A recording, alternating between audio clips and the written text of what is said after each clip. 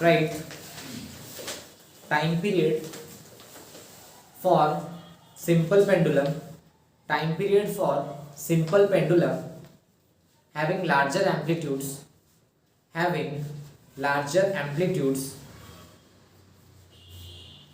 is t equals to 2 pi root over of L by G. L by G के साथ multiply होगा 1 plus theta not square by 16.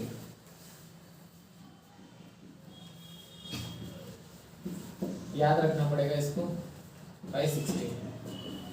ये किसके लिए? For larger amplitudes, क्योंकि large amplitude अगर होगा for that sine theta is not equals to theta. Larger amplitude में तो एंगल ज्यादा रहेगा तो फॉर्मूला ये हो जाएगा. बट जहां पे स्मॉलर एम्पलीट्यूड होता है it is normally what p equals to 2 pi root over of l by g. अगर एम्पलीट्यूड ज्यादा है तो l by g 1 plus theta not square by 16. ठीक है, कुछ एम्पिरिकल है, याद रखो. Next, written all of you. Next you write second point, time period for seconds pendulum is 2 seconds. Time period for seconds pendulum is 2 seconds.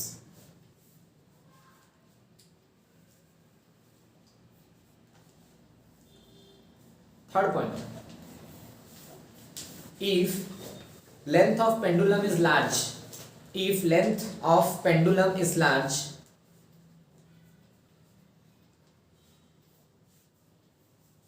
ठीक है, then the formula of time period equals to t equals to 2 pi root over of, अगर length of the pendulum large है, ठीक है ना, काफी लंबा है, L इज quite longer, comparable to radius, मतलब L मोटा मोटी near about to radius, comparable, मैं यहाँ पे लिखता हूँ कंपेरेबल और ऑफ द ऑर्डर और ऑफ द सेम ऑर्डर. ठीक है, तब क्या होगा? t equals to 2 pi 1 by g 1 by l plus 1 by r. देखो अगर 1 प्लस 1 by r नहीं होता तो l कहाँ जाता ऊपर? l by g. तो याद रखने के लिए अच्छा है ना, 1 by l plus 1 by r. Remember this. अगर length of the pendulum is quite long, ये सब याद रखना पड़ेगा. Time period for a simple pendulum, time period for a simple pendulum in a carriage accelerating with acceleration a upwards, accelerating with acceleration a upwards. upwards में case 1 कर दो, case 1 upwards, case 2 downwards, case 3 horizontally, case 4 freely falling body. नहीं वहीं लिख दो, फिर मैं एक समझाऊंगा. Case 4 freely falling body. Okay, ठीक है, लेट्स ट्राई टू अंडरस्टैंड. यहाँ पे सबसे इंपॉर्टेंट जो है, पहले बात है case 1. I said case 1 is what? The carriage is accelerating upward. Carriage is accelerating upwards.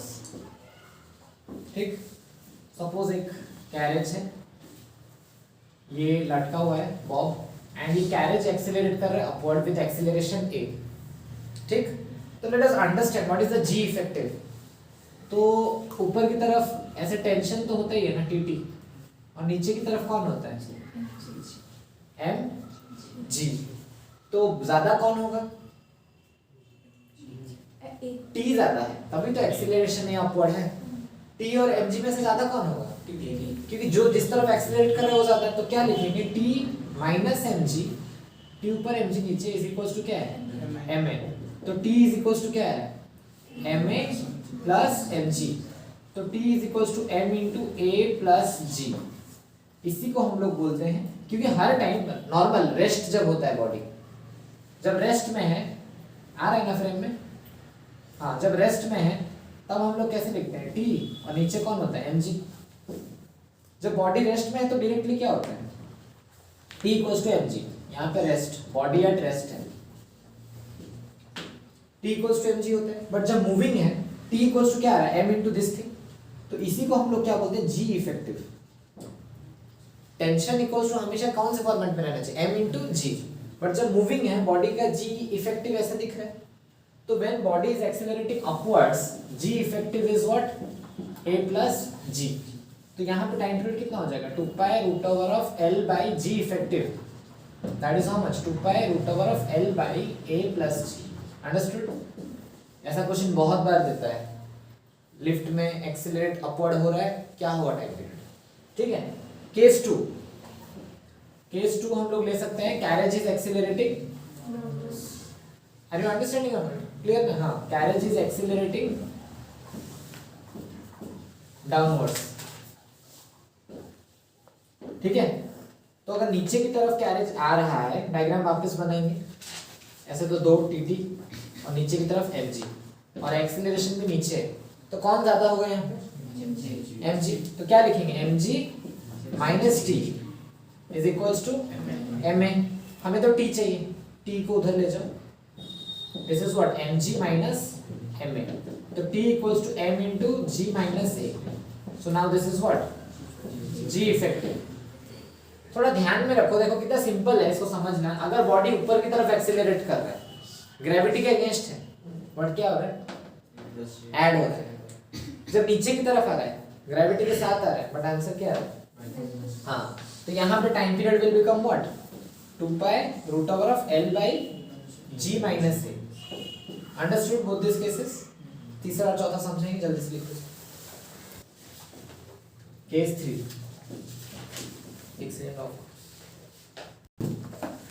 Case 3 क्या था, व्हेन कैरेज एक्सीलरेट्स हॉरिजॉन्टली।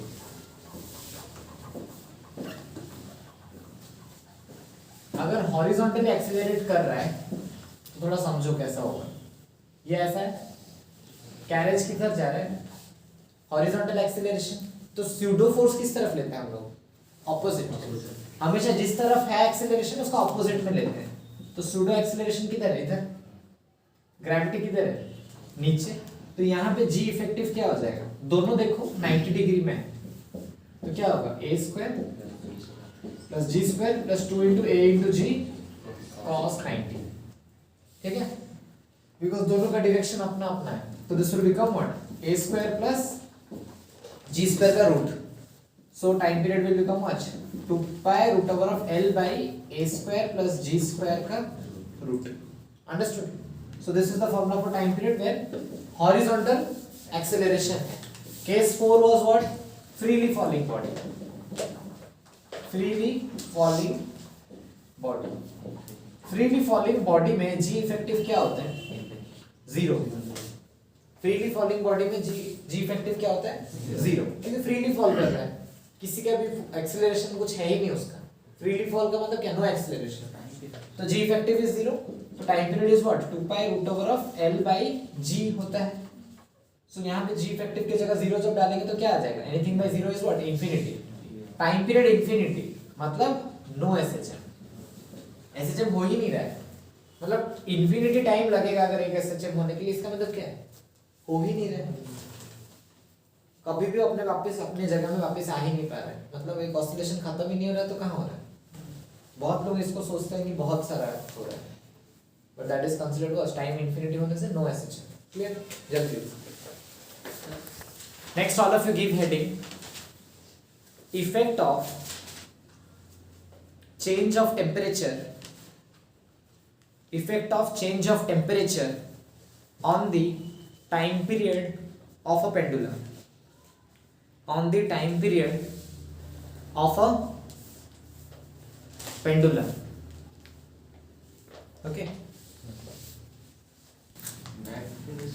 तो now we have to understand effect of temperature, effect of temperature on time period। होता है घर में वो simple pendulum वाला घड़ी होता है तो परफेक्ट टाइम नहीं आता समर्स में, थोड़ा बहुत चेंजेस आता है। कैसे देखो, effect of temperature on time period, मैं यहाँ पे लेता हूँ इनिशियल टेम्परेचर टी, ठीक है, ये चेंज इन टेम्परेचर, मान लो इनिशियल टेम्परेचर थीटा आई, फाइनल टेम्परेचर थीटा फाइनल, तो डेल्टा थीटा क्या हो जाएगा, theta final minus theta initial, this is what change in temperature. तो इनिशियल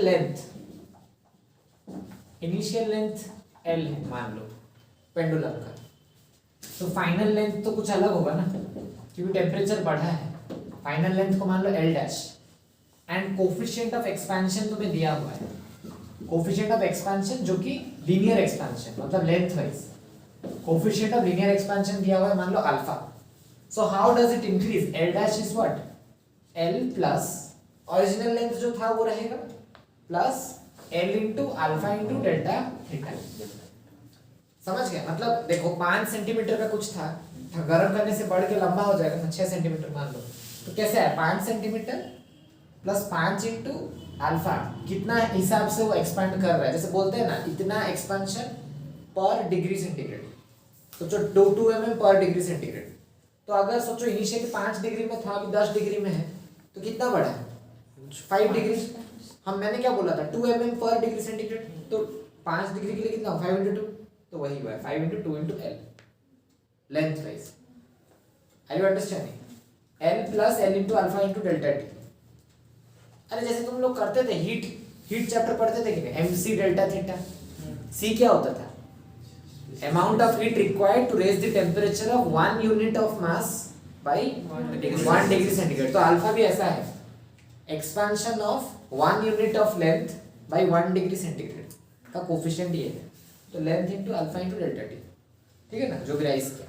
तो एल डैश हमें मिल चुका है, तो एल डैश को क्या लिख सकते हैं, L into 1 plus alpha delta theta, ठीक है, लिख सकते हैं। अभी हम लोग को एक फॉर्मूला पता था, ये टेम्परेचर इक्वल्स में time period is what 2 pi root over of L by g, ठीक है ना। तो time period is proportional to root L हमें दिख रहा है। तो initial time period, original time period मान लो initial by final time period. Initial time period क्या था, ओरिजिनल जो होता है, तो उसको मैं क्या ले सकता हूँ, टी आई ही ले लेता हूँ, कोई दिक्कत नहीं, T I by T final अगर मैं लिखूंगा। तो इनिशियल लेंथ क्या था L, final length L dash, ठीक है। तो मैं यहाँ पे लिख देता हूँ एक जगह में ना, initial time period, initial time period को मैं टी ही मान लेता हूँ, बेटर है। इनिशियल टाइम पीरियड को क्या मान लिया टी, तो टी आई को मैं टी ही लिखता हूँ, नहीं तो यहाँ ऐसे लिखा हूँ फिर चेंज कर दूंगा। दैट इंप्लाइज मैं अगर उल्टा करूँ, T final by T initial is equals to what L dash by L, ठीक है। T final let it be, T initial is what T, L dash क्या है, सॉरी यहाँ पे रूट लिखना मैं भूल गया, क्योंकि प्रोपोर्शनल टू रूट एल है ना, तो यहाँ पे भी क्या डालेंगे रूट, तो root over of L dash is what actually L into 1 plus alpha delta theta, ठीक है, बाई एल। तो एल एल क्या हो रहा है, कट रहा है, तो T final by T is equals to हम लोग 1 plus alpha delta theta to the power क्या लिख सकते हैं 1/2। अभी थोड़ा सा टेलर सीरीज के पास चलते हैं। टेलर सीरीज में क्या बोला जाता था, 1 plus X to the power N अगर है तो क्या लिखते थे 1 plus N into X by 1 factorial plus N into N minus 1 into X square by 2 factorial and so on. But ये एक्स क्या होता था, very small, X tends to very small, ठीक है। यहाँ पे भी देखो अल्फा इंटू डेल्टा थीटा तो बहुत स्मॉल होगा ना, क्योंकि एल निकल चुका है, अल्फा तो बहुत कम, मतलब बहुत बड़ा है। अभी वैसे एक्सपेंशन तो नहीं होता ना, बहुत गर्मी होने से रेल ट्रैक एक 1 मतलब mm क्या है 1 mm का 1/100 एक्सपेंड करता है। पटरियों के बीच कितना गैप छोड़ता है, बहुत कम, पटरियों के बीच नहीं, मतलब रेल टू रेल, अंडरस्टैंडिंग। तो the expansion is very small this value, so alpha into delta theta automatically small होगा। तो स्मॉल अगर x है तो ये वैलिड रहेगा 1, ये भी रहेगा, बट यहाँ से इग्नोर कर देते हैं, क्योंकि स्मॉल चीज का स्क्वायर करोगे तो वो और स्मॉल हो जाएगा। तो बहुत छोटा वाला वैल्यू को ऐड करके क्या फायदा, आगे क्या आता है x का क्यूब आता है, स्मॉल चीज का क्यूब कर रहे हो मतलब और बहुत छोटा, जैसे कि 0.001, उसका स्क्वायर करोगे तो क्या हो जाएगा 0.000001 और छोटा, क्यूब करोगे तो और छोटा, like that. So whenever this is small I can write like this. तो मैं यहाँ पे क्या लिखूंगा 1 प्लस nx. n कौन है हाफ, x कौन है alpha delta theta. I can write like this और और आगे की वैल्यू लिखो, जरूरत नहीं है क्योंकि वो इग्नोरेबल है. Further quantities are ignorable. Okay, so now what will happen, t final by t, ये 1 को इधर ले, -1 is equals to half alpha delta theta. ठीक, तो t final minus t by t is equals to half into alpha into delta theta. तो यहां से हमें क्या पता चल रहा है, t फाइनल माइनस t का मतलब क्या था इनिशियल, फाइनल माइनस इनिशियल क्या होता है चेंज इन टाइम पीरियड. हाँ, delta t by t is equals to half into alpha into delta theta. ठीक, understood.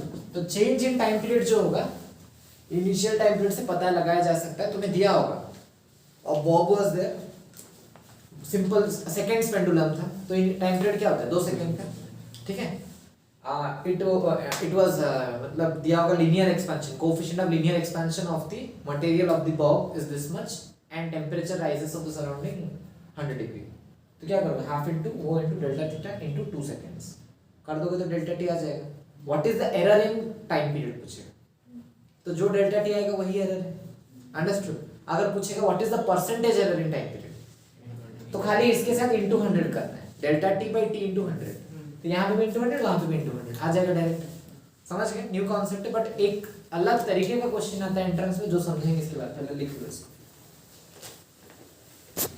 Suppose it will be given to you in a seconds pendulum, ऐसा दिया होगा suppose question, in a seconds pendulum time was recorded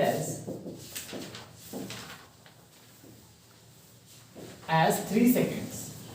ठीक है, time was recorded as 3 seconds due to increase in temperature या कुछ भी. मैं एक बेसिक केस बता रहा हूँ, टेम्परेचर बदलने की वजह से भी टाइम पीरियड बढ़ सकता है. बोलेगा find the time loss, find the time loss in 1 hour. ठीक है, तो हम लोग का सेकंड्स पेंडुलम का बेसिक टाइम पीरियड कितना होता है 2 सेकंड्स. तो ये जो है क्या है T dash 3 seconds. Delta T कितना है 1 सेकंड. डेल्टा टी 1 सेकंड का हुआ कि नहीं. तो हमें पता है 1 सेकंड के लिए हम लोग का एक्चुअल टाइम पीरियड कितना था 2. 1 सेकंड का एरर आ रहा है 2 सेकंड के लिए. मुझे पूछा कितना है 1 आवर में कितना आएगा. ठीक है ना.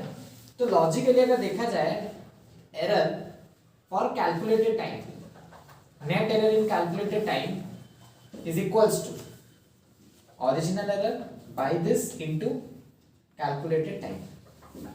यूनिटरी मेथड के हिसाब से मैं भी समझाता हूँ, ये याद रखने के लिए तुम लोग के लिए अच्छा है बट मैं समझाता हूँ. मान लो मैं ऐसे टेबल बनाता हूँ, एक्चुअल टाइम एरर है ना.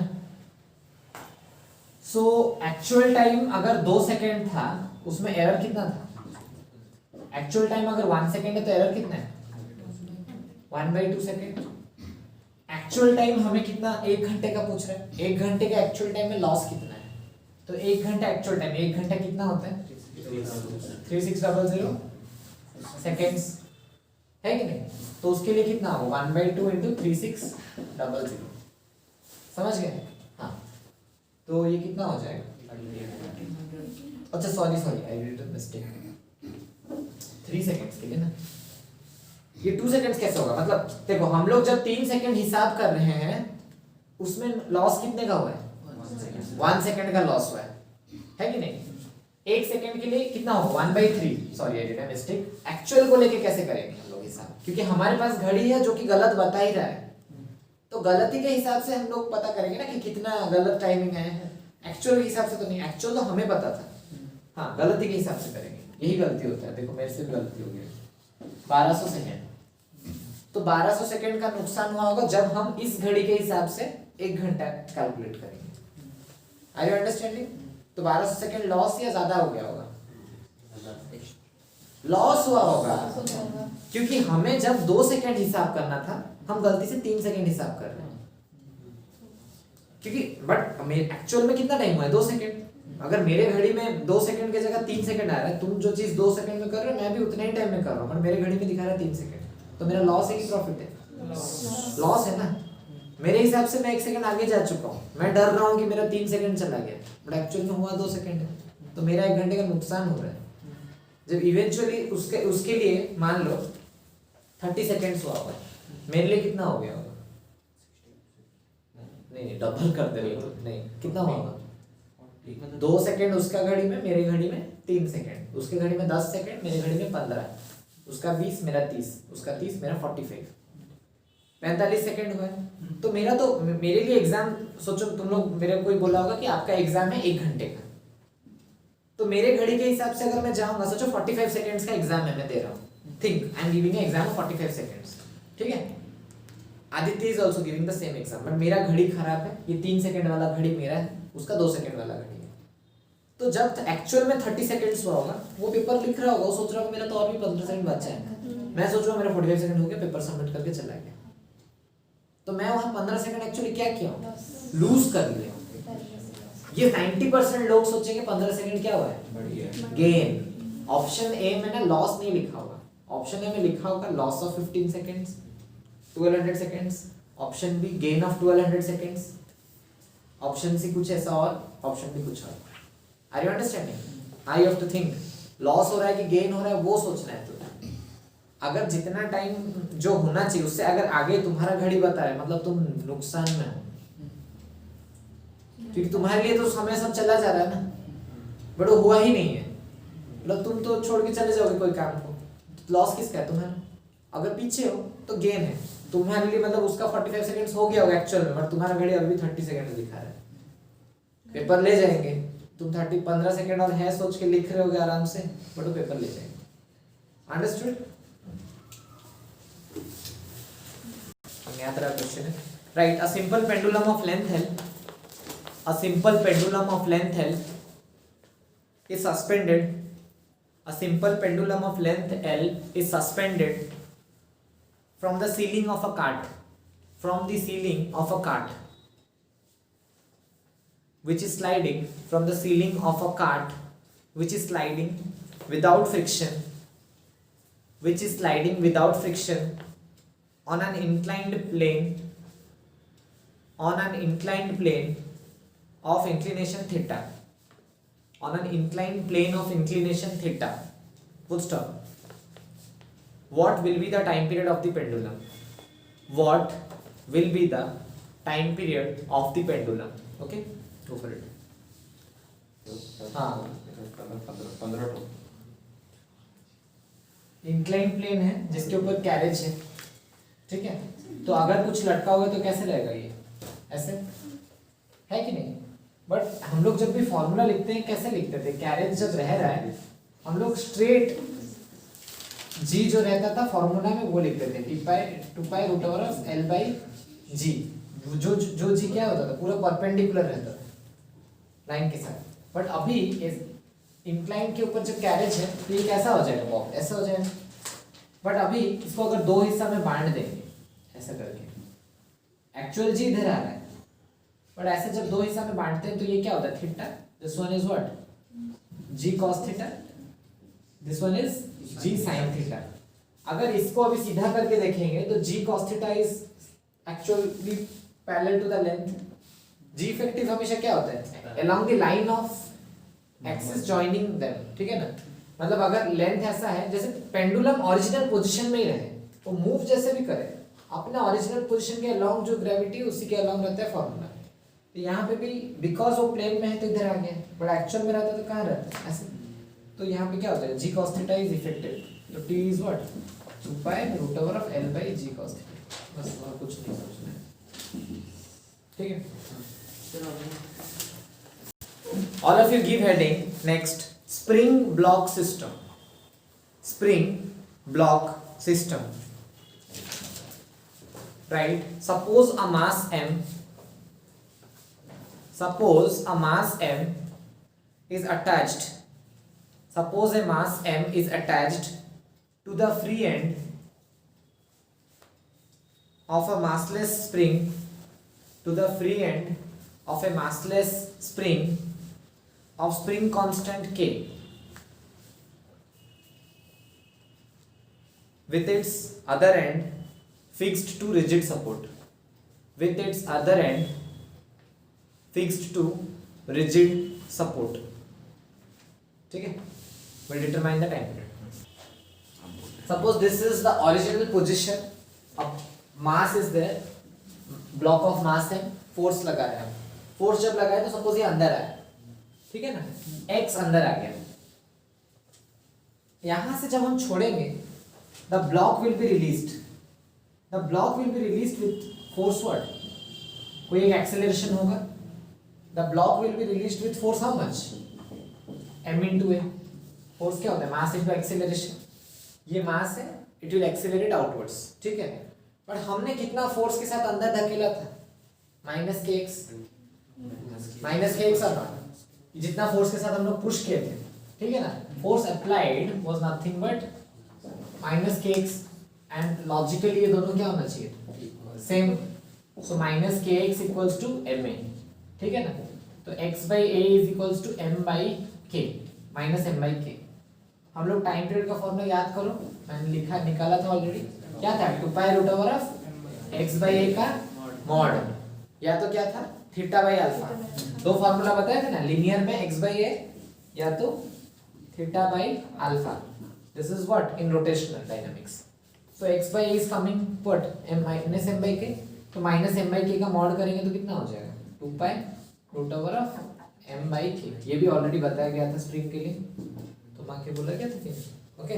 So this is the formula for a spring, time period formula. Okay, note it down. Find the formula of time period, find the formula of time period for a spring block system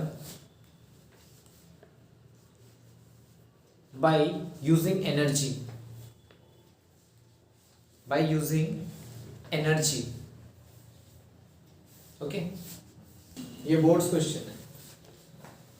energy एक pendulum, मतलब sorry इसका जो block system जो रहेगा, spring and block system जब रहेगा, energy will be what, energy of spring plus energy of block, total energy. तो spring energy कितना हो जाएगा, half k x square, block का एनर्जी क्या हो जाएगा, kinetic half m v square. ये दो ही एनर्जी है, but net energy of system is what, constant. Constant है ना, एक्सटर्नल एनर्जी तो नहीं मिल रहा है, एनर्जी कांस्टेंट है, तो कोई भी कांस्टेंट का डेरिवेटिव क्या होता है, जीरो. डेरिवेटिव करते हैं, हाफ के एक्स स्क्वायर का हाफ रहा, के भी रहा, एक्स स्क्वायर का डेरिवेटिव कितना होगा, 2x.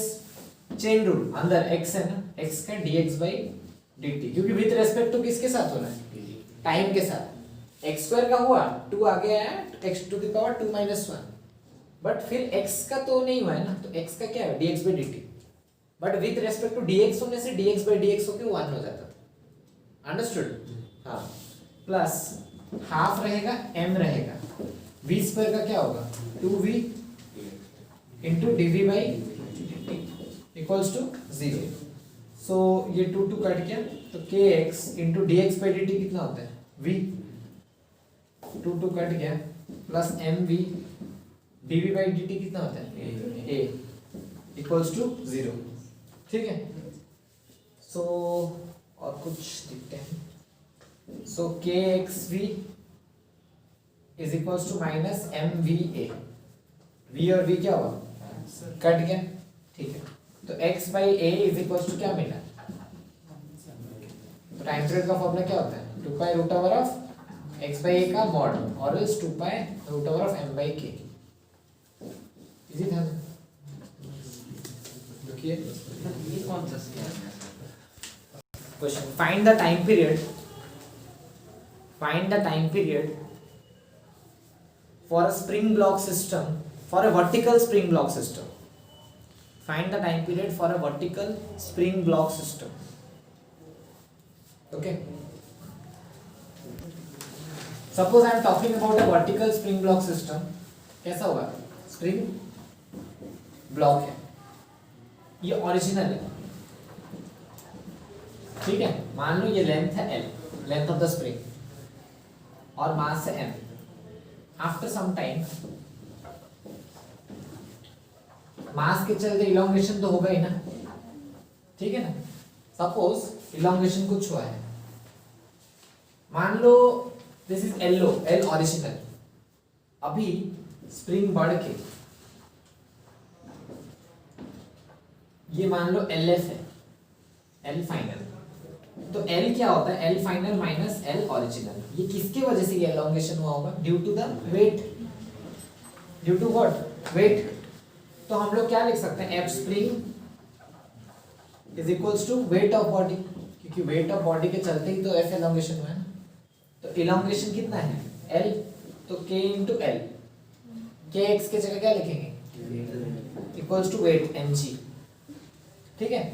तो m by k is equals to क्या हो गया, l बाई जी। तो टाइम पीरियड हम लोग को पता था, फॉर्मूला क्या होता है m बाई के, बट अभी इस केस के लिए क्या होगा, l इज एलोंगेशन, ये याद रखना, l is elongation, g is gravity, understood.